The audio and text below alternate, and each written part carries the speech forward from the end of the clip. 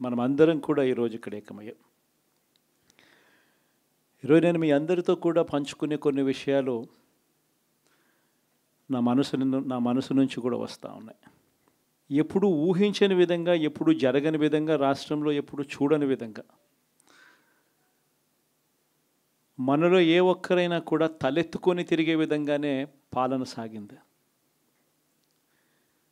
రాష్ట్ర చరిత్రలో ఎప్పుడు జరగని విధంగా ఏకంగా 99% మేనిఫెస్టోలో చెప్పిన హామీలను అమలు చేసి ప్రతి ఇంటికి కూడా ఆ మేనిఫెస్టోను తీసుకొని పోయి, అక్క మీరే టిక్కు పెట్టండి, ఇదిగో మా మేనిఫెస్టో, ఎన్నెన్ని జరిగాయి, ఏమేమి జరిగాయి అని మీరే టిక్కు పెట్టండి అని చెప్పి వారి చేతికే మేనిఫెస్టో ఇచ్చి వారి చేతనే టిక్కు పెట్టించి మరీ వారి ఆశీస్సులు తీసుకుంటూ ప్రతి గడప తిరిగిన పరిస్థితుల మధ్య ఈరోజు కలుస్తూ ఉన్నాం. ఇంతవరకు రాష్ట్ర చరిత్రలో ఎప్పుడూ కూడా ఒక మేనిఫెస్టోని ఇంత సీరియస్గా ఎవరు తీసుకున్న పరిస్థితులు ఎప్పుడూ లేవు. ఎన్నికలప్పుడు ఏదో పెద్ద పెద్ద బుక్కులు ప్రింట్ చేసేవాళ్ళు, పెద్ద పెద్ద మాటలు చెప్పేవాళ్ళు. ఎన్నికలు అయిపోయిన తర్వాత మేనిఫెస్టోలు చెత్తబుట్టలో పడేసే పరిస్థితి. మొట్టమొదటిసారిగా రాష్ట్ర చరిత్రలో ఎప్పుడు జరగని విధంగా ఒక ముఖ్యమంత్రి కార్యాలయానికి వస్తే మేనిఫెస్టో కనిపిస్తుంది. కలెక్టర్ కార్యాలయంలోకి వెళ్తే అక్కడ కలెక్టర్ కార్యాలయంలో మేనిఫెస్టో కనిపిస్తుంది. ఏ డిపార్ట్మెంట్కి వెళ్ళినా కూడా ఆ డిపార్ట్మెంట్లలో హెచ్ఓడీలు కానీ, సెక్రటరీలు కానీ ఎక్కడికి వెళ్ళినా కూడా వాళ్ళ కార్యాలయాలలో మన మేనిఫెస్టో కనిపిస్తుంది.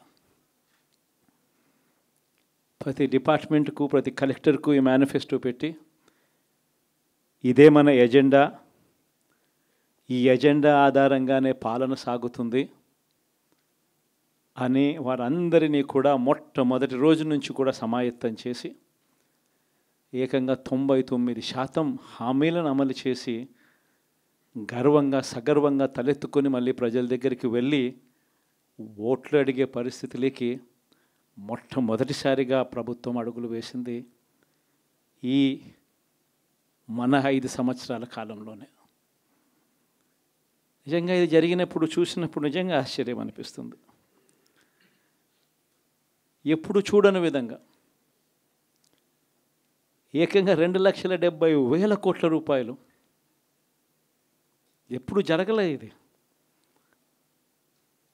ఏ పథకం ఎప్పుడు ఇస్తామో, ఏ నెలలో ఇస్తామో ఏకంగా క్యాలెండర్ ముందే ప్రకటించి, ఆ సంవత్సరానికి సంబంధించిన క్యాలెండర్ ముందే ప్రకటించి,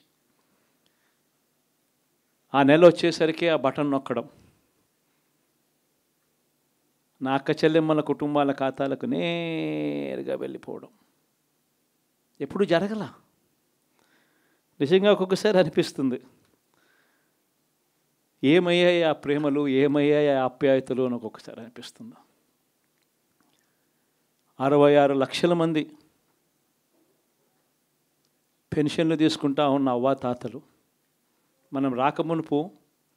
మనం అధికారంలోకి రాకమునుపు పెన్షన్ కేవలం 1000 రూపాయలు, ఎన్నికలకి 2 నెలల ముందు వరకు కేవలం 1000 రూపాయలు. మనం ఏకంగా దాన్ని 3,000 రూపాయలకు పెంచుకుంటూ పోయాం. అప్పట్లో 39 లక్షలు మాత్రమే పెన్షన్దారులు, 66 లక్షలకు పెంచుకుంటూ పోయాం. ఏ ఒక్కరిని కూడా పక్కన పెట్టండి అనే మాట నోట్లో నుంచి రాలేదు. ఏకంగా 66 లక్షల మందికి ఇంటి వద్దకే మొట్టమొదటిసారిగా ఇంటి వద్దకే వెళ్ళి వాళ్ళ బాధలు తెలిసిన వ్యక్తులుగా వాళ్ళ చేతికి అందించి వాళ్ళ ఆశీస్సులు తీసుకున్నాం. మరి ఏమయ్యాయి ఆ 66 లక్షల మంది అవ్వాతాతలు, ఆ వికలాంగులు, ఆ వితంతువులు, అక్క చెల్లెమ్మలు, వారి ఆప్యాయతలు, ప్రేమలు ఎప్పుడు జరగని విధంగా 54 లక్షల మంది తల్లులకు కేవలం మీ పిల్లలకు బడులకు పంపించండి చాలు, మీ పిల్లలు గొప్పగా చదవాలి, మీ పిల్లలకు మంచి భవిష్యత్తు ఉండాలి అని 54 లక్షల మంది అమ్మలకు అమ్మఒడి, మరి ఏమయ్యాయి వాళ్ళ ప్రేమలు, వాళ్ళ ఆప్యాయతలు? ఏకంగా 53,58,000 మంది రైతన్నలకు. ఇంతకుముందు ఎప్పుడు జరగల. పెట్టుబడి సమయం వచ్చేసరికి రైతన్నలకు పెట్టుబడి సహాయంగా రైతు భరోసా ఇచ్చే కార్యక్రమం. ఎప్పుడు చూడని విప్లవాత్మక మార్పులు వ్యవసాయ రంగంలో. మరి ఏమయ్యాయి వారి ప్రేమలు, వారి ఆప్యాయతలు అంటే అది తెలియదు. ఏకంగా 1,05,00,000 మంది అక్క చెల్లెమ్మలకు 0 వడ్డీ క్రమం తప్పకుండా ప్రతి సంవత్సరం వారికి అండగా నిలబడుతూ చేశాం. ఏకంగా 79,00,000 మంది అక్క చెల్లెమ్మలకు పూర్తిగా అప్పులతో కుదేలైపోయిన పరిస్థితుల్లో అండగా నిలబడుతూ ఆసరా అనే కార్యక్రమంతో అండగా తోడుగా నిలబడ్డాం. మరి ఏమయ్యాయి వారి ప్రేమలు, ఆప్యాయతలు అంటే తెలియదు. 27 లక్షల అక్క చెల్లెమ్మలకు చేయూత క్రమం తప్పకుండా ఇచ్చాం.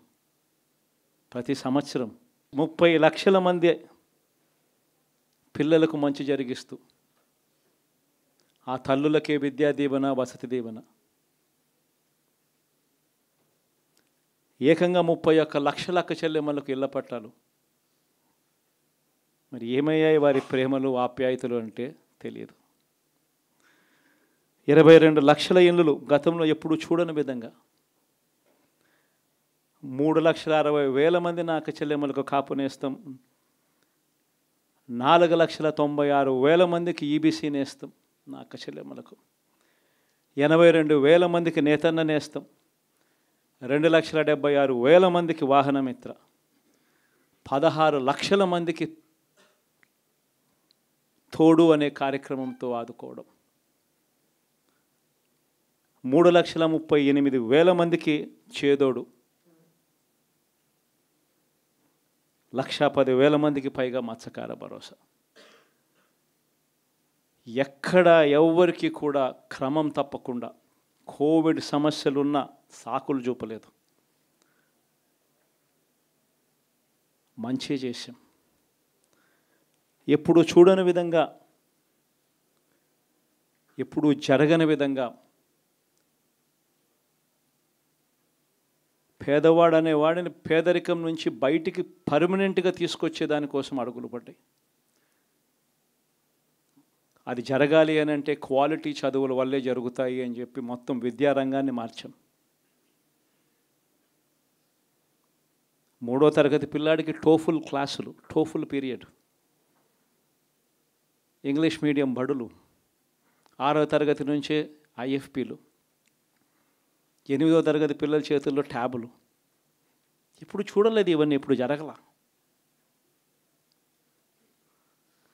వైద్య రంగంలోనూ కూడా అలాంటి మార్పులే.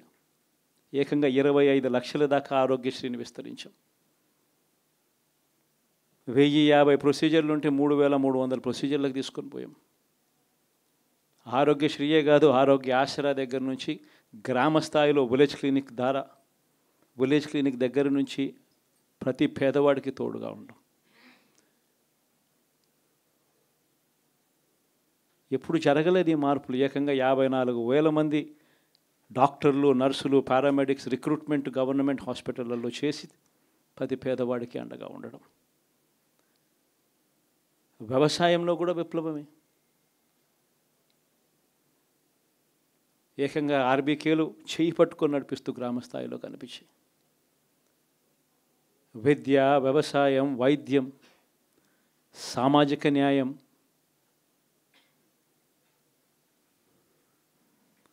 సుపరిపాలనలో ఎక్కడా కూడా తగ్గలేదు. మొట్టమొదటిసారిగా గ్రామ స్థాయిలో గ్రామ స్వరాజ్యానికి అర్థం చెప్పాం. లంచాలు, వివక్ష లేని పాలన ఇవ్వగలుగుతారా అని అంటే ఎప్పటికీ క్వశ్చన్ మార్క్గా ఉన్న పరిస్థితుల్లో లేదు, కాదు, లంచాలు, వివక్ష లేని పాలన సాధ్యమే అని చెప్పి మొట్టమొదటిసారిగా చూపించింది ఈ 5 సంవత్సరాల పాలనలోనే. ప్రతి పథకము డోర్ డెలివరీ చేసాం. ఇంటి వద్దకే పాలన అన్నదానికి అర్థం తీసుకొచ్చాం. మహిళా సాధికారతకు ఈ మాదిరిగా చేయగలుగుతాము అని చెప్పి అర్థం చూపించాం. ఇవన్నీ సంస్కరణలు. ఏ అక్క చెల్లెమ్మ బయటికి వెళ్ళినా కూడా ధైర్యంగా పోయే పరిస్థితి. ఫోన్లో దిశ యాప్ ఇలా 5 సార్లు ఊపితే చాలు 10 నిమిషాల్లో పోలీస్ వచ్చి అక్క ఏమైంది అనే పరిస్థితి. గ్రామంలోనే మహిళా పోలీస్. ఇప్పుడు చూడలేదు ఇవన్నీ. మరి ఇలాంటి గొప్ప మార్పులు, సంస్కరణలు ఇన్ని జరిగాక ఇప్పుడు చూడని పాలన ఈ మాదిరిగా ఇచ్చిన తర్వాత మరి ఎందుకు ఈ మాదిరిగా రిజల్ట్స్ వచ్చాయి? కనీసం ఇవేవి చేయకపోయినంటే సరేలే ఇవన్నీ చేయలేదు కాబట్టి ప్రతిపక్షంలో కూర్చుంటున్నాము అనే దానికి అర్థం ఉండేది, ఇంత బాధ కూడా ఉండేది కాదు. కానీ ఇన్ని చేసిన తర్వాత, ఎప్పుడు చూడని మార్పులు తీసుకొచ్చిన తర్వాత ఇటువంటి రిజల్ట్ చూసినప్పుడు నిజంగా బాధ అనిపిస్తుంది. ఇంత జరిగిన తర్వాత కూడా ఏకంగా 40% ఓటు షేర్తో ఈరోజు ప్రతిపక్షంలో ఉన్నాం. ఇంత జరిగిన పిమ్మట కూడా ఈ రోజుకి కూడా మనం చేసిన మంచి ఎక్కడికి పోలేదు. మనం చేసిన మంచి ఈ రోజుకి కూడా ప్రతి గడపలోనూ కనిపిస్తుంది, ప్రతి కుటుంబానికి తెలుసు. ఇంతకుముందు గతంలో ఎప్పుడు జరగని విధంగా నా కుటుంబానికి, నా ఇంటికి మంచి జరిగింది, అది వైఎస్ఆర్సీపీ పాలనలోనే జరిగింది అన్నది ప్రతి ఇంటికి తెలుసు. ఆ చేసిన ఆ మంచి ఎక్కడికి పోలేదు. ఆ మంచి ఎప్పటికీ మనకు శ్రీరామ రక్షగానే బ్రతికే ఉంటుంది. మనం చేసిన ఆ మంచి బ్రతికే ఉంది. విశ్వసనీయతకు అర్థం చెబుతూ జగన్ ఏదైనా చెప్పాడు అని అంటే మాట తప్పడు, మాట మీద నిలబడతాడు, మాట తప్పని పాలనే తాను ఇచ్చాడు అన్న విశ్వసనీయతకు అర్థం చెబుతూ మనం అందించిన పాలన కూడా ప్రజలు మర్చిపోరు. ఈరోజు కూడా ఈరోజు ప్రతిపక్షంలో ఉన్నా కూడా నేను చెప్తా ఉన్నా, గర్వంగా కూడా చెప్తా ఉన్నా, ఈరోజుకి కూడా జగన్ అబద్ధాలు ఆడడు, జగన్ మోసం చేయడు. మళ్ళీ చంద్రబాబు చెప్పిన మాదిరిగానే అంతకన్నా ఎక్కువ అబద్ధాలు మనం చెప్పుంటే బాగుండేదేమో, ఆ 10% మనతోనే నిలిచి ఉండేవాళ్ళేమో, అలా చేసి ఉంటే బాగుండేదేమో అని చెప్పి కూడా చాలామంది కనిపించవచ్చు కూడా. మరీ జగన్ ముక్కుసూటి మనిషి, మరీ జగన్ రాజకీయాలలో మరీ నిజాయితీగా ఉంటాడు, ఇంత నిజాయితీగా ఉండడం కరెక్ట్ కాదేమో అని. కానీ ఒకటే చెప్తా ఉన్నా, ఓడిపోయిన పర్వాలా, అధికారం కోసం అబద్ధాలు చెప్పడం, అధికారం కోసం మోసం చేయడం ధర్మం కాదనే, న్యాయం కాదనే జగన్ ఎప్పుడు నమ్ముతాడు. 2014లో కూడా ఇదే నమ్మాను. సాధ్యం కానిది సాధ్యం కాదు అని నేను చెప్పాను. చంద్రబాబు నాయుడు ఏమో వ్యవసాయ రుణాలు మాఫీ దగ్గర నుంచి అన్నీ కూడా చేస్తానని చెప్పి, ఆ తర్వాత మళ్ళీ 2019 వచ్చేసరికి చేయక ప్రజలు రెట్టించిన ఉత్సాహంతో మళ్ళీ మనల్ని తీసుకొచ్చారు.